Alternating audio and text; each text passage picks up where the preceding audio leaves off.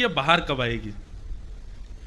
और भीतर जैसे ही पूतना ने प्रवेश किया, पूतना के रूप को देखते ही गोद में लेकर के बैठी हुई यशोदा मैया भी एक क्षण देखते ही नेत्र बंद हो गए यशोदा मैया के। और मैया कहने लगी, ए विधाता, ये तेने कहा कियो, या तो मेरो लाला कछु साल पहले भेज दिया हो तो यही तो ब्याह कराती अपने लाला को, या ये कछु साल बाद जन्म ले लेती तो या तो ब्याह है जातो मेरे लाला को। ए विधाता, तेरे पाम पर हूं, बस एक मेरी मनोकामना पूरी कर दियो, या की कोई लाली जरूर हो, सुबह से अपने लाला को कर दूंगी ब्याह, इतनी नहीं तो कछु तो सुंदर होएगी। 6 दिन के हैं ठाकुर जी केवल।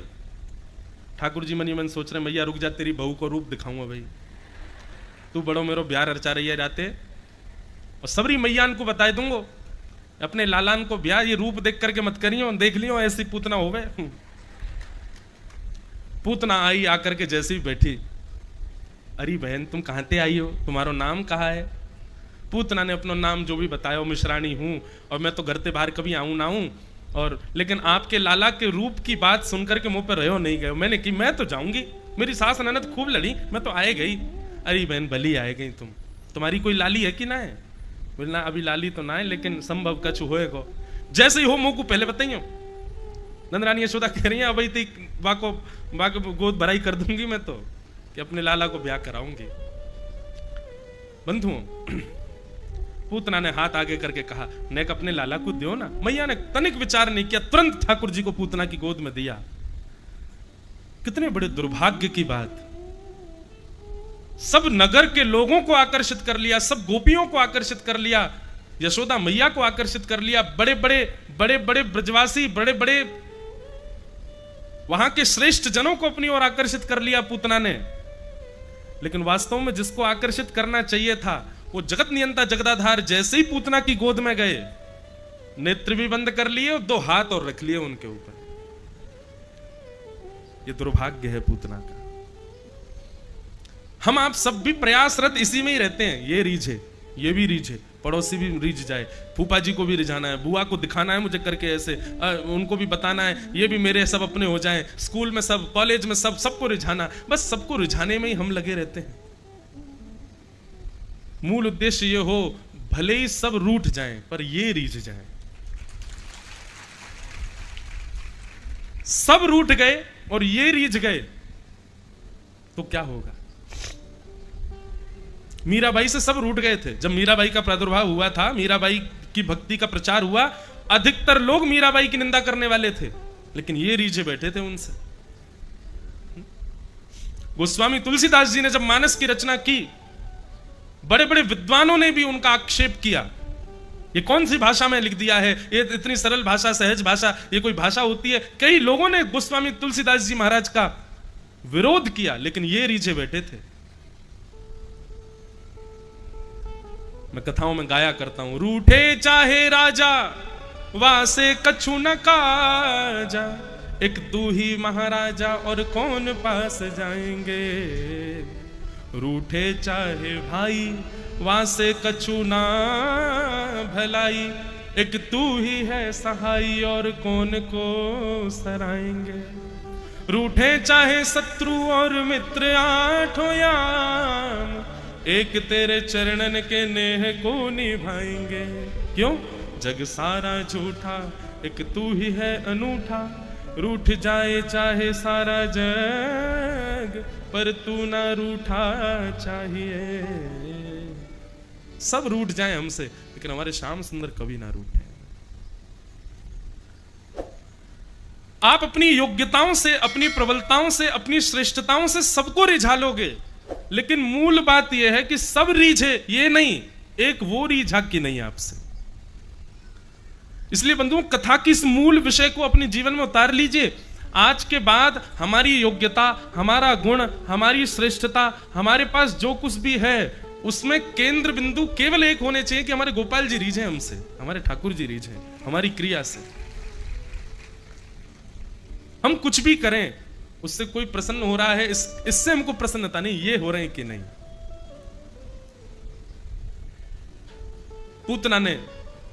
पूतना योग्य नहीं बन पाई, ठाकुर जी के नेत्रों के अधिकारिणी नहीं बन पाई। मैं कथाओं में कहा करता हूं, 1 लाख लोग बिहारी जी का दर्शन कर रहे हैं, ये बड़ी बात नहीं है। 5 लाख लोगों की भीड़ होली पे बिहारी जी में होगी, ये बड़ी बात नहीं है। 5 लाख लोगों में बिहारी जी की दृष्टि किस पर पड़ रही है, ये बड़ी बात है। कथा में भीड़ कितनी है ये बड़ी बात नहीं है, सुनने वाले कितने हैं ये बड़ी बात है। भीड़ तो सब जगह हो जाती है। पूतना ने सबको रिझा लिया, लेकिन जिसको रिझाना चाहिए था वही रूठ के बैठ गया, वही नेत्रों पर हाथ रख करके बैठा है। कारण क्या है? ऐसा कितना बड़ा दुर्भाग्य पूतना ने कर दिया, ऐसा कौन सी क्रिया दुर्भाग्य पूतना ने कर दी कि ठाकुर जी उसको देखना तक स्वीकार नहीं कर रहे हैं। अब ये बहुत सावधानी से सुनिएगा, ये कुछ विषय हैं, इन विषयों से सदा बचिएगा, नहीं तो ठाकुर जी देखेंगे नहीं आपको। सबसे पहला विषय, पूतना अपनी वास्तविकता छुपा करके आई है। ठाकुर जी आपसे नजर छुपा लेंगे उस समय जिस दिन आप अपने वास्तविक रूप को छुपाओगे। मेरा यहां पर उद्देश्य श्रृंगार से नहीं है, आपकी मनोवृत्ति से। हम लोग बंधुओं अधिकतर छुपाव में ही रखते हैं स्वयं को। हमारे अंदर छल भी है, कपट भी है, द्वेष भी है, राग भी है, सारी दूषितताएं भीतर भरी पड़ी हैं, लेकिन हम समाज के सामने सब कुछ छिपा करके जाते हैं। समाज के सामने जाओ उसके लिए रोक टोक नहीं, पर ठाकुर जी के सामने मत छिपाओ। सूरदास जी महाराज ठाकुर जी से कहते हैं, इतने बड़े संत, इतने बड़े रसिक, इतने बड़े भक्ति भाव में रहने वाले सूरदास जी ठाकुर जी से कहते हैं, कौन कुटिल खल कामी मौसम, कौन कुटिल खल कामी, जो तन दियो ताहि बिसरायो, ऐसो नमक हरामी। कौन कुटिल खल कामी मौसम, कौन कुटिल खल कामी। ये बात हम क्यों कह रहे हैं? आप अपनी वास्तविकता सबके सामने छुपाते हैं दूसरे को रिझाने के लिए, पर बंधुओं सदा याद रखना, वैद्य के सामने रोग छिपाओगे तो चिकित्सा नहीं हो पाएगी। वैद्य के सामने तो रोग प्रकट करना पड़ता है। आप सबसे छुपाओ, लेकिन जब भी ठाकुर जी के सामने जाओ, एकांत में खड़े होकर के अपने सब भाव बताओ। ठाकुर जी, मेरे अंदर बहुत मोह है, मुझे बहुत क्रोध आता है, मुझे वो सामने पड़ोसी उसको मुझे वो देखना ही नहीं सुहाता, उसकी उपलब्धि से मुझको दिक्कत होती है। ठाकुर जी, मेरे अंदर काम कूट कूट के भरा है। ये सारे अपनी दूषितताएं प्रकट करो, वहां छुपाओ नहीं ठाकुर जी के आगे। जिस प्रकार समाज में स्वयं को छुपाया है, वैसे ही ठाकुर जी के सामने भी अपनी वास्तविकता छुपाओगे तो आप पूतना हो, ठाकुर जी आपको देखेंगे नहीं। तो पहली बात, अपनी वास्तविकता सबसे छुपाओ, पर ठाकुर जी से कभी नहीं। प्रस्तुत करो, बताओ ठाकुर जी को, हैं ठाकुर जी हम ऐसे। हम लोग क्या करते हैं, अपनी अवस्था तो ठाकुर जी को नहीं बताते, अपनी व्यवस्थाएं बता देते हैं। ठाकुर जी ये काम नहीं बन रहे, ये काम नहीं हो रहे, यो नहीं हो रहा, ये पेपर पास आउट नहीं हो रहा, यहाँ जॉब नहीं लग रही, ये हमारा डील नहीं हो रही, ये व्यापार नहीं चल रहा। व्यवस्थाएं बता दी। ठाकुर जी कह रहे हैं खुद को तो बता, तू कैसा है, अपनी अवस्था तो बता ही नहीं, वो तुम छुपाते हैं। अपनी अवस्था का प्रादुर्भाव करो ठाकुर जी के आगे। तो पहली बात, पूतना ने अपनी वास्तविकता को छुपाया, इसलिए ठाकुर जी ने उससे नजर छुपा ली, नजर बंद कर ली। दूसरा कारण, ठाकुर जी अपनी दृष्टि बंद करेंगे, उसमें दूसरा कारण क्या होगा? पूतना ने क्या किया? गोकुल आई, रूप बदल करके आई, यहां तक भी ठीक था, लेकिन आते ही जितने भी लोग उत्सव मना रहे थे, ठाकुर जी का जन्मोत्सव कर रहे थे, ठाकुर जी के उत्सव में नाच रहे थे, गा रहे थे, बढ़िया भक्ति भाव में ओतप्रोत थे, सबको आकर के उसने सबका भजन छुड़वा दिया, अपनी ओर आकर्षित कर लिया। ठाकुर जी कह रहे हैं, जो व्यक्ति अपने किसी क्रिया से, अपने किसी स्वभाव से, अपनी किसी योजना से किसी भक्त की भक्ति छुड़वाएगा, मैं उसको नहीं निहारूंगा। तो दूसरा कारण पूतना को ना देखने का क्या है कि पूतना भक्तों की भक्ति में विक्षेप डाल रही है, अपने रूप से, अपने सौंदर्य से, जो कि वास्तविक नहीं है, बनावटी है। उस अपने अव्यवस्थित, अपने अप्रमाणित, अपने झूठे रूप से सबकी भक्ति का हरण कर रही है, इसलिए ठाकुर जी उसको नहीं देख रहे। समझ में आई बात? यदि आपकी कोई क्रिया, आपकी कोई व्यवस्था, आपके द्वारा बनाई गई कोई योजना यदि किसी की भक्ति में विक्षेप डाल रही है, तो आप पूतना हो ठाकुर जी के लिए, देखेंगे नहीं ठाकुर जी आपको। तो कभी भी प्रयास करना।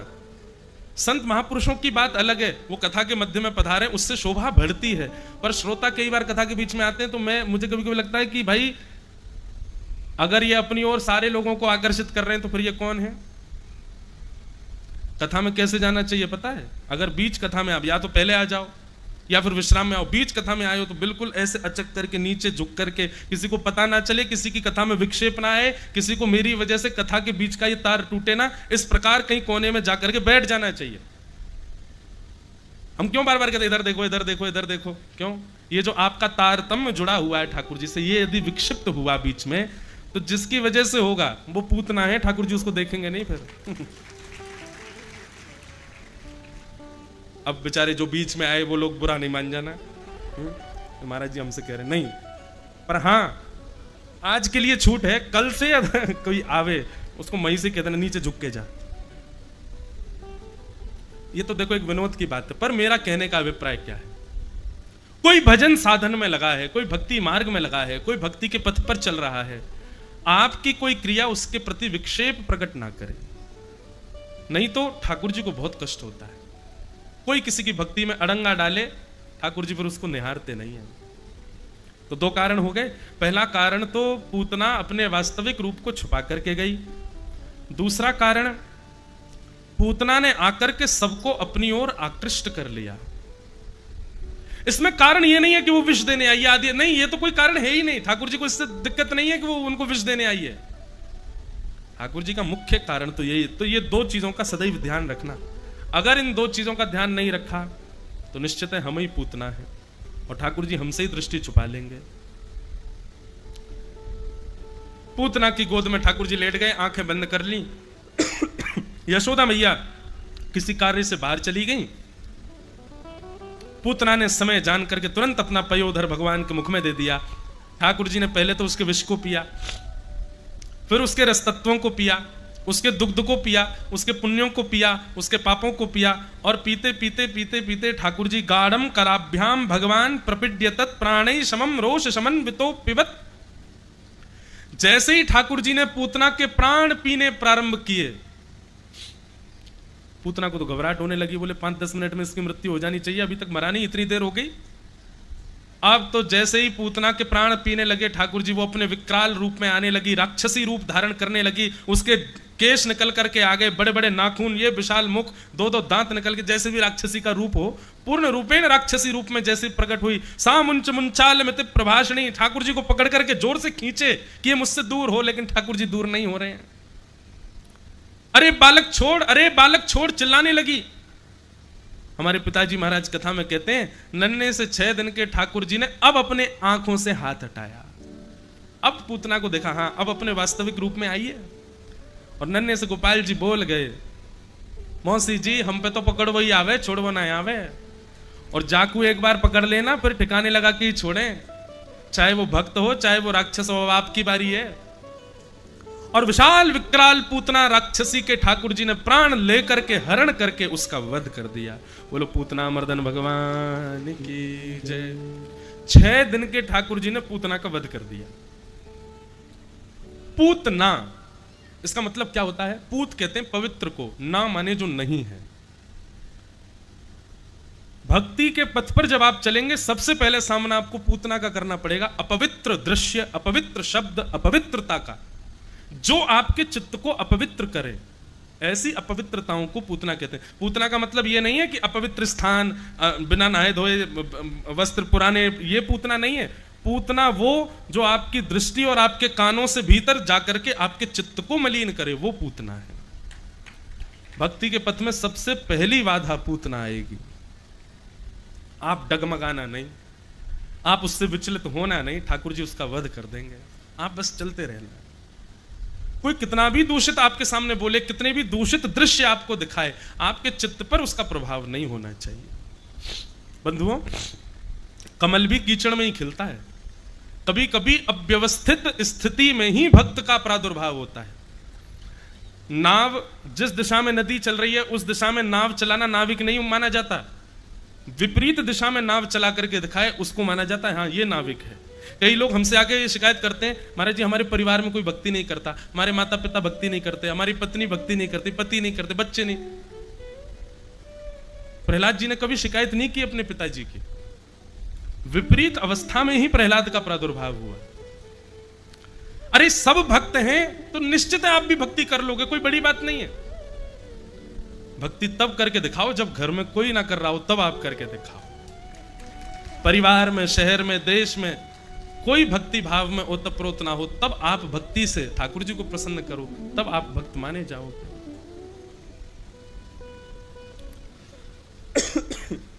तो पूतना का ठाकुर जी ने वध किया।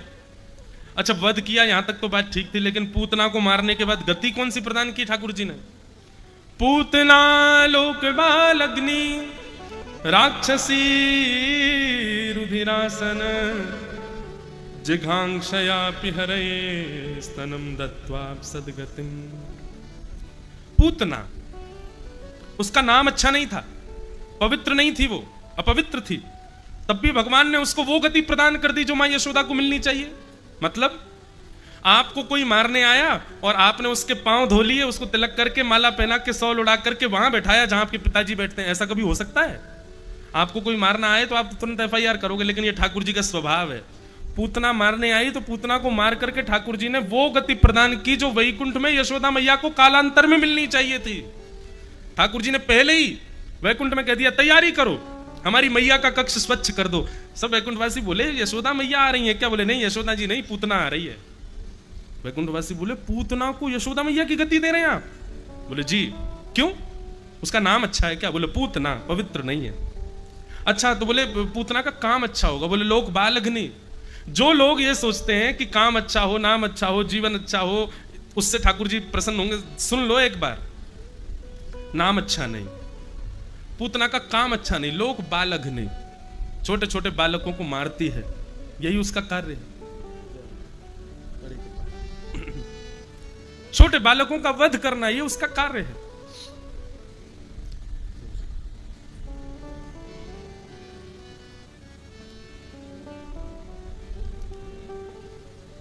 तो नाम अच्छा नहीं, काम अच्छा नहीं।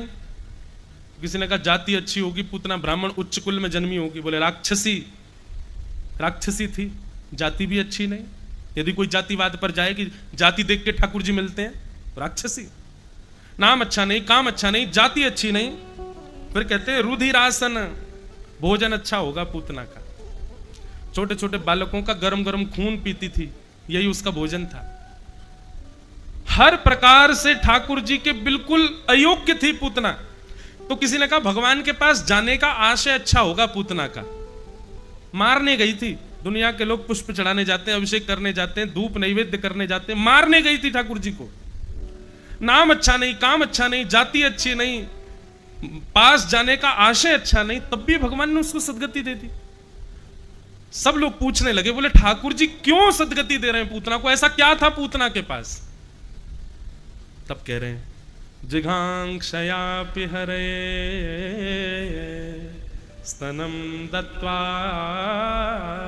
सदगतिम। भगवान से पूछा आपने सदगति क्यों दी? ठाकुर जी बोले दुनिया के लोग अस्त्र से मारते हैं, शस्त्र से मारते हैं, योजनाएं बना के मारते हैं, चक्रव्यूह बना के मारते हैं, पर ये हमको मां बन के मारने आई थी, इसलिए हमको अच्छा लगा और इसलिए हमने उसको सदगति दे दी। देवता बोले जय हो दयानिधि, आप जय, आपकी जय हो। इस बात पे कोई रीझता है क्या? बोले उसका मारने का तरीका अच्छा लगा हमको। हम उसका जब पयोधर पान कर रहे थे ना, तो एक क्षण के लिए मन में ऐसा भाव आया कि ये हमारी मैया है, इसलिए हमने उसको सदगति दे दी। बंधुओं, इतना दयालु कौन हो सकता है? बंधुओं, ये दयालुता मैं ठाकुर जी की बताऊं, ठाकुर जी की योग्यता बताऊं, श्रेष्ठता बताऊं, ये मेरा आशय नहीं है। मेरा आशय ये है कि इसका अंश भर हम भी तो बने। इतनी दयालुता हम लोग कैसे हैं? हमने अपने दायरे बना रखे हैं। अगर कोई ऐसा खाता होगा हम उससे मिलेंगे नहीं, कोई ऐसा बोलने वाला होगा उससे हम दूर रहेंगे, इस प्रकार रहन सहन जिसका होगा उससे तो हमको मिलना ही नहीं है। लेकिन आप लोग सत्य बताइए, नित्य मंदिर जाते हो, नित्य कथा सुनते हो, नित्य अपने ठाकुर जी की पूजा करते हो, क्या ठाकुर जी ने जैसे दायरे बनाए वैसे हम हैं? लेकिन फिर भी ठाकुर जी हमसे रोज मिलते हैं, हमारे हाथों से सेवा स्वीकार करते हैं, हम जैसा भोग बनाए पा लेते हैं। क्यों? ये दयालुता है उनकी, ये कृपालुता है। कृपा की न होती जो आदत तुम्हारी, तो सूनी ही रहती अदालत तुम्हारी। जो दीनों के दिल में जगह तुम न पाते, तो किस दिल में होती हिफाजत तुम्हारी, कृपा की न होती जो आदत तुम्हारी, तो सूनी ही रहती अदालत तुम्हारी।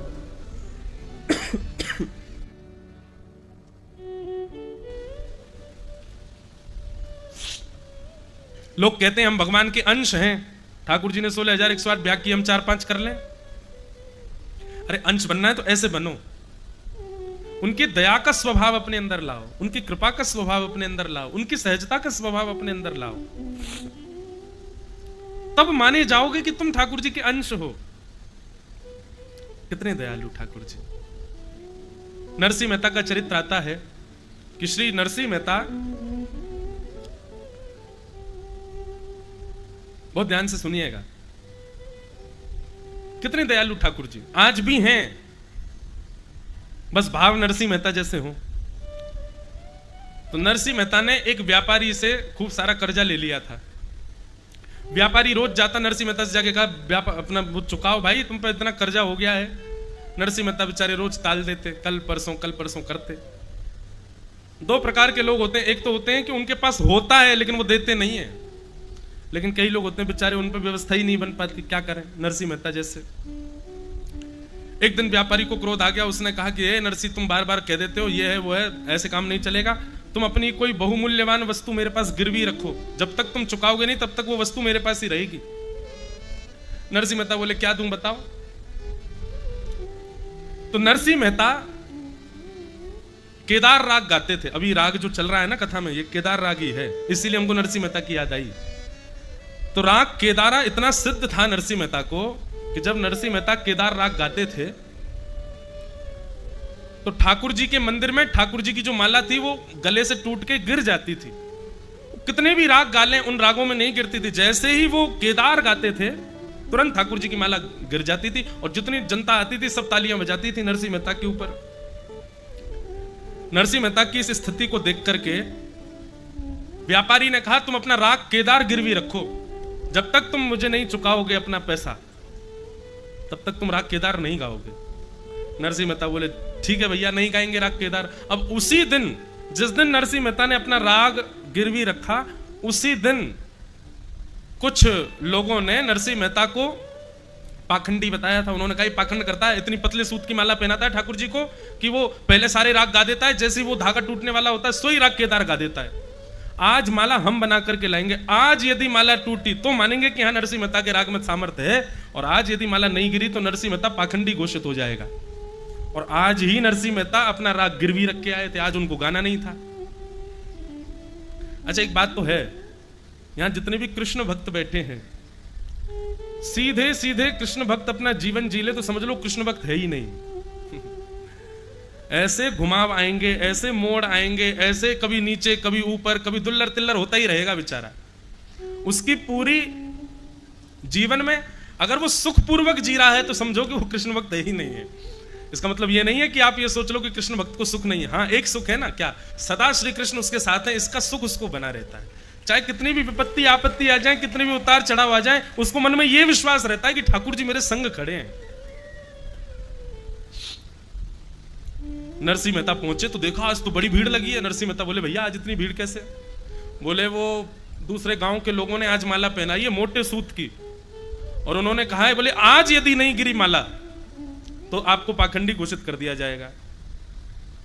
नरसिंह मेहता के नेत्रों में आंसू आ गए। बोले वारे कन्हैया, तुमको भी आज ही गिरवी करवाना था मेरा राग, जब आज परीक्षा। अच्छा नरसिंह मेहता बोले मुझे इस बात की चिंता नहीं कि मुझे पाखंडी, मैं खुद घोषणा कर देता हूं कि मैं पाखंडी हूं, पर मुझे इस बात की चिंता है कि यदि आज मेरे राग ना गाने से आपकी माला नहीं गिरी तो कितने लोगों के चित्त में अविश्वास हो जाएगा आपके प्रति। मुझे अपनी चिंता नहीं है ठाकुर जी, मुझे आपकी भक्तों की चिंता है। अब नरसिंह मेहता लिए पेटी। अच्छा वहां सेठ जी और खड़े थे, वो उनने यूं कह रखी थी, बोले कि गाना नहीं आज राग केदार, अगर गाया तो पूरी दुनिया को बताऊंगा तुमने कर्जा ले रखा है। नरसिंह मेहता बोले बड़ी विडंबना में फंसे, ठाकुर जी कृपा करो, कछु तो दया करो, हम पर एक अनुग्रह करो। नरसिंह मेहता विविध विविध राग गाने लगे। सब लोग कहें ए केदार शुरू करो, नरसिंह मेहता कहें हाँ अभी यमन गा दूं फिर गाऊंगा केदार, फिर बाद में कहें देश गा दूं फिर गाऊंगा केदार। ठाकुर जी से नरसिंह मेहता की विचलनता देखी नहीं गई। एक रूप से तो ठाकुर जी मंदिर में खड़े थे, दूसरे रूप से ठाकुर जी नरसिंह मेहता का रूप धारण किए और धारण करके सीधे उस सेठ की दुकान पर पहुंचे। सेठ जी आ गए थे वहां से वापस। सेठ जी के पास जाकर के नरसिंह मेहता बोले देखो आज हमने राग गाया नहीं। बोले बहुत बढ़िया, आप गाना नहीं जब तक पैसा वापस नहीं करो। नरसिंह मेहता ने उठा करके पोटली रख दी। नरसिंह मेहता थोड़ी थे भगवान थे, बोले लो तुम्हारा सारा कर्जा वापस, हमारा राग मुक्त करो। बोले अच्छा इतना धन कहां से आया? बोले ये पूछो नहीं कहां से आया, हमने कर दिया ना वापस, अब हमारा राग मुक्त करो। सेठ जी ने कहा राग केदार मुक्त किया। नरसिंह मेहता ने अपना सारा कर्जा चुका दिया, पत्र पर लिख करके ठाकुर जी को दे दिया। ठाकुर जी तो आकर के खड़े हो गए। किसी वैष्णव ने जाकर के नरसिंह मेहता की पेटी के ऊपर वो पत्र रख दिया। नरसिंह मेहता दूसरे राग गा रहे थे, यहां लोग सब डंडे पहना करके खड़े थे। बोले अब अगर इसने नहीं गाया केदार तो फिर हम इसमें डंडा बरसाएं, पाखंडी। नरसिंह मेहता के नेत्र खुले, सब बोले अब केदार गाओ। नरसिंह मेहता बोले कैसे गाऊं, क्या करूं? तभी वो पत्र रखा था, जैसे ही नरसिंह मेहता ने खोल के देखा तो सेठ जी के हस्ताक्षर। बोले राग केदार मुक्त हो गया है, आपका सारा धन चुका दिया है। आहा, नरसिंह मेहता ने जैसी पत्र देखा तो अंदर मंदिर में जब झांक करके देखा तो ठाकुर जी के दतुइयां दिख रही थी। ठाकुर जी मुस्कुरा रहे थे, बोले अब गाओ। और जैसे ही नरसिंह मेहता ने राग केदार गाया, राग केदार गाते ही भीतर खड़े हुए ठाकुर जी के गले की माला टूट करके गिर पड़ी और सब लोगों ने जय जयकार करते हुए नरसिंह मेहता का जय घोष कर दिया। ठाकुर जी की जय जयकार, नरसिंह मेहता की जय जयकार, भक्ति की जय जयकार होने लगी सब जगह। चरण शरण गिरिराज धरण के, चरण शरण गिरिराज धरण के, चरण शरण गिरिराज। बंधुओं ये राग सिद्ध है। ठाकुर जी ने नरसिंह मेहता से कह रखा है यदि कोई वैष्णव राग केदार गाएगा तो मैं एक क्षण के लिए वैकुंठ की पदवी छोड़ करके उसके सामने आऊंगा और सुनूंगा बैठ करके। इसलिए चलो विदिशा में ठाकुर जी को बुला लें, सब लोग मेरे साथ गाना। और देखो राग की चिंता मत करना, स्वर की चिंता मत करना, अनुराग में गाना, भाव से गाना। हमारे पीछे पीछे गाओ राग केदार। चरण शरण गिरिराज धरण के, चरण शरण गिरिराज धरण के, चरण शरण गिरिराज धरण की, चरण शरण गिरिराज धरण की।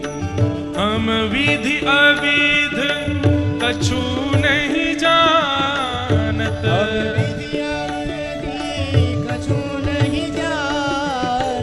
हम विधि अविध कछु नहीं जानत,